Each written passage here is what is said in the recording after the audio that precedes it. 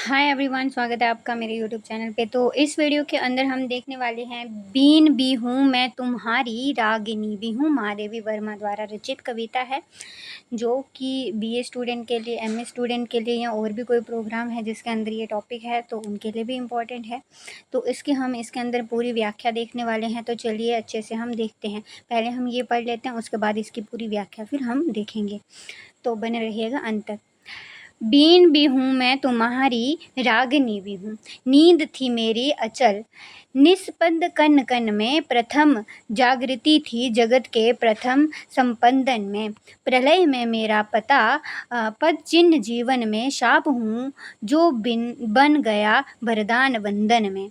कुल भी हूँ कुलहीन प्रभावनी भी हूँ। तो इस तरह से इतना सा आपको ये प्रसंग पूछेंगे।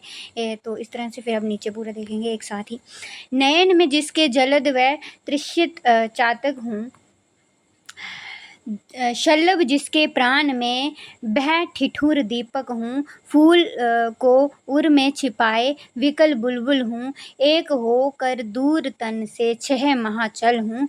दूर तुमसे हूँ अखंड सुहागिनी भी हूँ, आग हूँ जिसमें दुलकते बिंदु हिमाचल के। शून्य हूँ जिसको बिछे हैं पावड़े पल के, पुलक हूँ वह जो पला है कठिन प्रसर में। हूँ वही प्रतिबिंब जो आधार के उर में हूँ।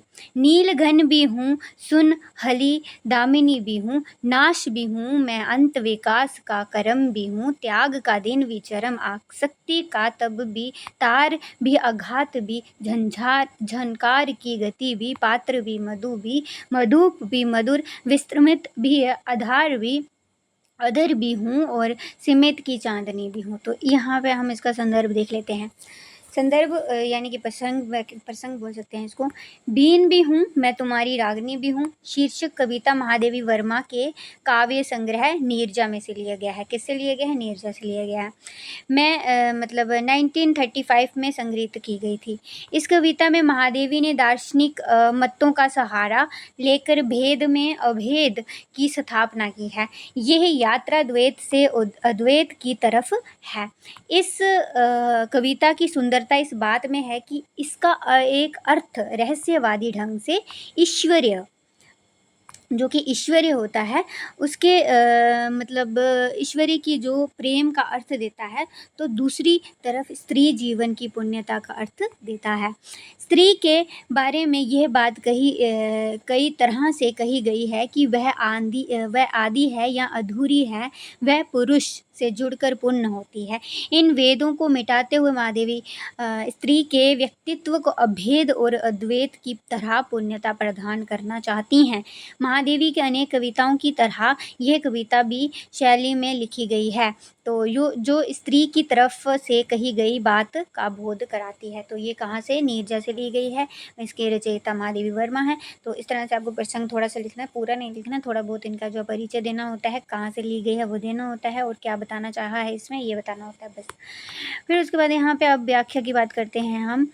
इस कविता में तर्क की पद्धति यह है कि मैं ये भी हूँ और मैं भी हूँ, मतलब यह भी हूँ वह भी हूँ।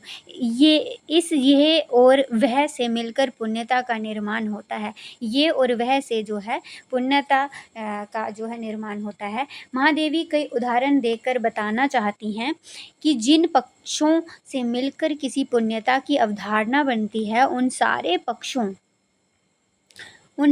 पक्षों को मिलाकर मेरे स्त्री के व्यक्तित्व का निर्माण हुआ है।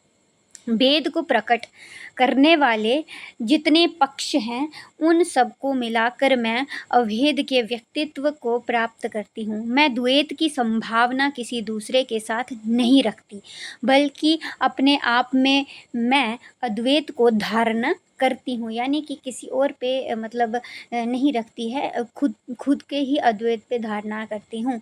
मैं बीन यानी कि बीन भी हूँ और उसे निकालने वाली रागनी भी हूँ। बीन जो होती है यानी कि जिससे जो है राग निकलता है, जो बीन बांसुरी कहते हैं या क्या है उसको, वो कह सकते हैं कि बीन भी हूँ मतलब, और रागनी भी हूँ, जिसका जो सुर निकलता है वो भी हूँ। जिस वीणा को तुमने झंकृत किया है वह वीणा तो मैं ही हूँ, उसे निकली हुई स्वर लहरी भी मैं ही हूँ, मेरे अखंड व्यक्तित्व को समझो। वीणा जो है अलग से जो एक इंस्ट्रूमेंटल होता है उसको बोल रहे हैं, और उसका जो सुर निकलता है वो भी मैं ही हूँ। प्रकृति में बसी हुई खामोशी और नींद मेरी ही थी, खामोशी और नींद मेरी ही थी। सब कुछ ठहरा हुआ था, कन-कन में यह ठहराव बसा हुआ था। तभी संसार में पहली हलचल हुई और जागृति के लक्षण दिखाई पड़े। ये जागृति भी मैं ही थी, जो जागृति थी वो भी मैं ही थी, नींद भी मैं ही थी, जागरण भी मैं ही थी। द्वैत मेरे व्यक्तित्व का ही हिस्सा था। इस तरह मैं ना केवल नींद थी और ना केवल जागृति थी, मैं इन दोनों के अद्वैत से निर्मित हुई हूँ।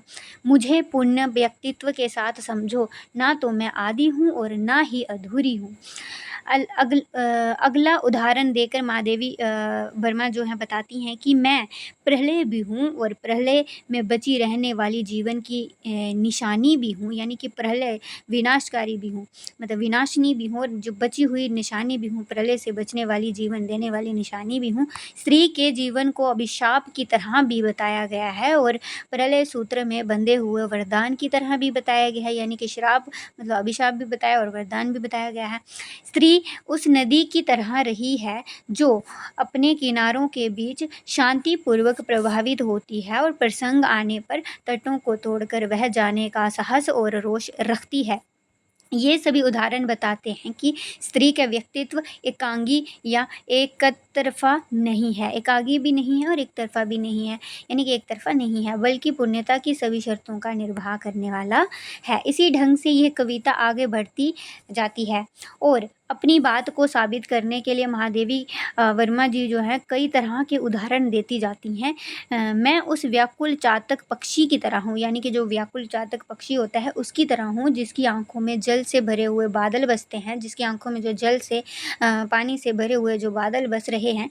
मतलब ये कि मैं प्यास भी हूँ और पानी भी हूँ, यानी कि प्यास भी हूँ और पानी भी हूँ।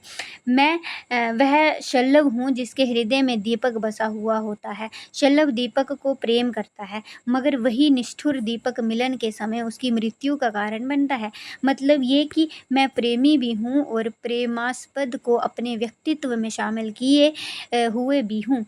मैं उस व्याकुल बुलबुल की तरह हूँ जिसके हृदय में उसका प्रिय फूल बसा होता है। व्याकुल बुलबुल की तरह है जो कि प्रिय फूल बसा होता है। हालांकि मैं तुमसे दूर हूँ, मगर शरीर और चंचल छाया की तरह तुमसे सदा जुड़ी हुई हूँ। सुनने में भले असंगत लगे, मगर तुमसे दूर रहकर भी अपने को अखंड सौभाग्यवती मानती हूँ। महादेवी का आग्रह है कि स्त्री का सौभाग्य पुरुष पर आश्रित नहीं है, वह अपने आप में भाग्यशाली है। पुनः अपनी तर्क पद्धति पर आते हुए वह कहती हैं कि मैं उस आग की तरह हूँ, जो कि आग है जिससे ओस की बूंदें दुलकती रहती हैं, यानी कि जो ओस होती है उसकी बूंदें जो है दुलकती रहती हैं। मैं उस शून्य की तरह हूँ, शून्य होता है, शून्य बिल्कुल ज़ीरो, उसकी तरह हूँ जिसमें क्षण की गति मौजूद है, कुछ क्षण की गति भी मौजूद है। कहते हैं कि शून्य में समय की गति रुक जाती है, मगर मेरा व्यक्तित्व शून्य और समय के दोनों छोरों से मिलकर बना है, शून्य से भी और गति से भी मिलकर बना है। मैं उस सिंहरण की तरह हूँ जिसका निवास पत्थर में हो। पत्थर और सिंहरण भिन्न शेर है, एक में जड़ता है और दूसरे में सूक्ष्मतम गति में। इन दोनों को समेटती हुई अपने व्यक्तित्व का निर्माण करती हूँ। मैं बिंब और प्रतिबिंब दोनों हूँ। मैं नीला बादल भी हूँ और उसमें चमकने वाली सुनहली बिजली भी हूँ।